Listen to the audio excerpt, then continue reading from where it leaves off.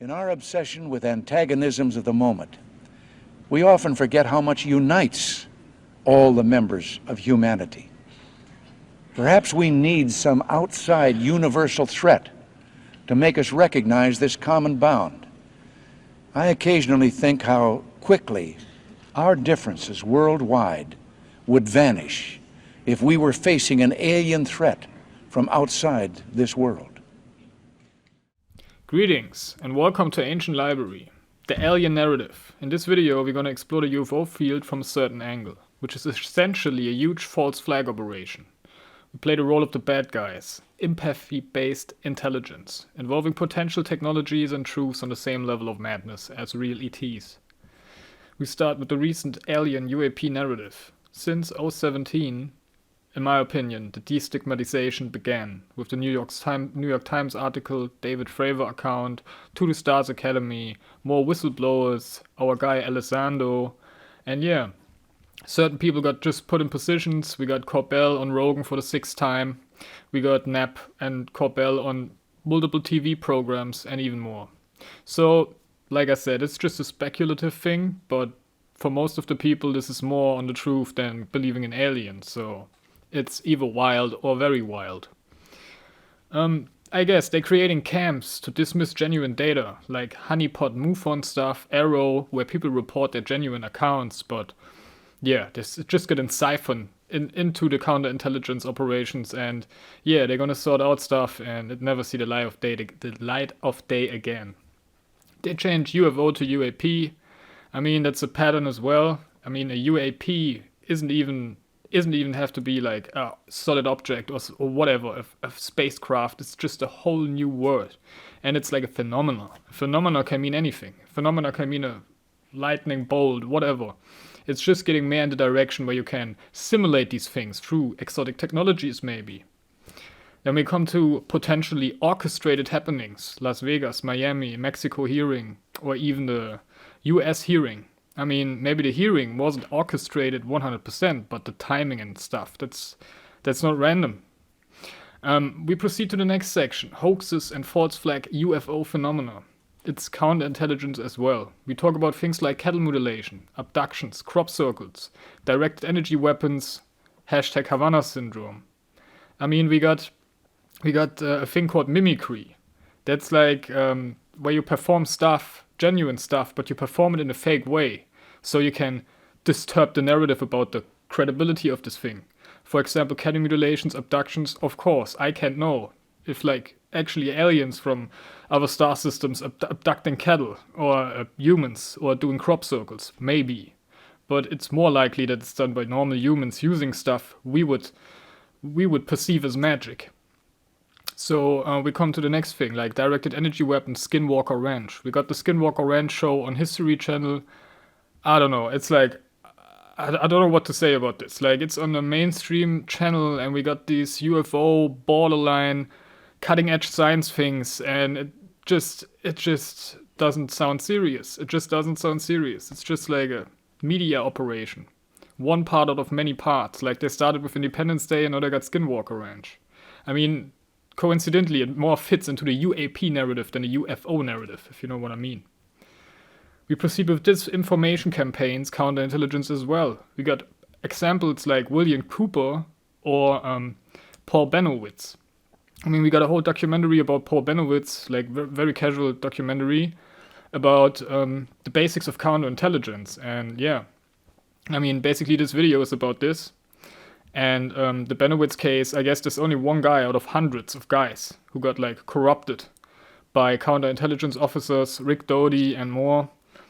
And yeah, I mean, they also are corrupting the education in universities, leading to a fake matter in science, like especially physics. I mean, things like string theory, the Einstein stuff, anti-gravity. I mean, if there's like, they got a narrative and maybe the real stuff is a little bit different. And so people in the university don't waste their energy, don't waste their curiosity for things like zero anti-gravity stuff. So they never do it.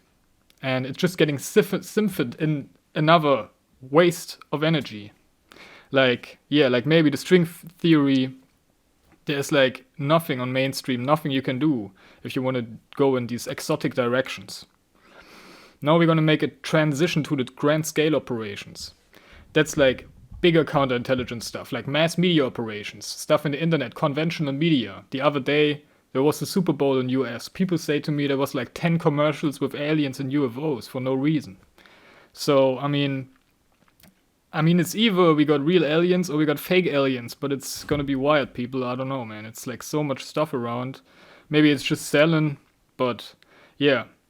We got the factual installation of many satellites and shoot downs of these UFOs earlier this year and last year. And it's like actually factual stuff that's not even debatable. Like we got thousands of Starlink satellites around this planet and even other stuff we don't know about, I guess. So that's, of course, it's just speculation here. But the other day there was a guy talking about crop circles are done with a cold fusion microwave device. They got technologies we would perceive as magic. Directed energy weapons. I've done a video about a whistleblower regarding similar stuff in Antarctica, like ELF devices and the ice cube neutrino detector. And yeah, I'm not saying it's true because I found no one corroborating the stuff, but you can make your own opinion about that. He's talking about ELF devices. Back in the day, there was a thing called HARP, which was surrounded by similar conspiracies as well. And he's talking about other creepy stuff, like devices where you can create earthquakes with, like stuff you don't want to have on this planet. Years ago, there was a big thing called Project Bluebeam, where people think they're gonna use technology using a third-party narrative to, put UFOs in the sky with visual technology and put messages and voices in people's head with voice-to-skull technology. So basically technology to occupy all of our senses. And now I want to transfer to the next section, potential gains and goals, the epilogue of this video. At first I want to say, all this stuff distracts from a potential real extraterrestrial encounter in the past or future. It's like a capsule around our perception. The potential goal of a fake alien invasion, in my opinion, is to have a controllable threat, to control the whole world, not like an Independence Day in a more subtle way. We got the UFO and nukes narrative, where it's been said that UFOs, ETs coming to our nuclear rockets, nuclear bases, rendering those useless or activating them. So actually spreading the narrative of fear, like we need to defend, we need to upgrade against the ET threat playing around with our nukes. So it's pretty ridiculous at this point to say this, man. We got thousands of nukes on this planet. Why not get rid of them in the first place? And the problem is solved. To control a fake alien faction would match perfectly with the alleged use of the mentioned exotic forbidden technologies. Back in the day, people feared the NWO, the New World Order narrative, a one-world government with total control and destruction of cultural differences as a whole. But maybe this is staggering, a real-world unity. Think about it, we got so much war and death going on, so much low-frequency behavior on this planet. And to wrap this up, if you think for a second you are advanced ET species, and on your worlds everything is running good, you got no war, you got no blood, you got no cruel behavior, everything is settled down. I guess the whole evolution is more in a flat line. It's not going up and down so much, like in our evolution. So what I want to say, with this militant mindset, I can't see us being ready for things like space travel and maybe a potential real alien contact. Because on this planet, currently, progress and evolution and balance are not the driving forces.